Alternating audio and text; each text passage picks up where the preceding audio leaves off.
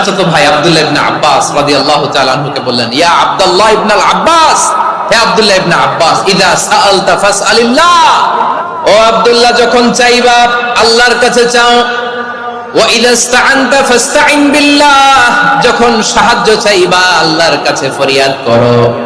জেনে রেখো ও আব্দুল্লাহ, ওয়া'লাম আন্নাল উম্মাতা লাউ ইজতামাআত আলা আন ইয়ানফাউকা বিশাইইন লাম ইয়ানফাউকা ইল্লা বিশাইইন ক্বাদ কাতাবাহু আল্লাহু লাক। ও আব্দুল্লাহ জেনে রেখো, মনে রেখো, গোটা বিশ্বের সবাই মিলে যদি তোমার উপকার করতে চায় ততটুকুই তারা করতে পারবে যতটুকু আল্লাহ তোমার নসিবে সেটা লিখে রেখেছে। ঠিক কিনা বলেন? আর যদি গোটা বিশ্বের সবাই মিলে তোমার বিরুদ্ধে কনস্পাইরেসি করে, ষড়যন্ত্র করে, গোটা বিশ্বের সবাই মিলেও যদি তোমার ক্ষতি করতে চায় ততটুকুই শুধু পারবে যেটা আল্লাহ তোমার জন্য বরাদ্দ রেখেছে। যতটুকু আল্লাহ তাআলা তোমার জন্য বরাদ্দ রেখেছে অতটুকুই ক্ষতি করতে পারবে, আর এক চুল বেশিও করতে পারবে না, কমও করতে পারবে না। চিল্লায় বলেন ঠিক কিনা? এজন্য আমরা চাইবো কার কাছে? সবাই বলেন নাই, আওয়াজ করে বলেন কার কাছে?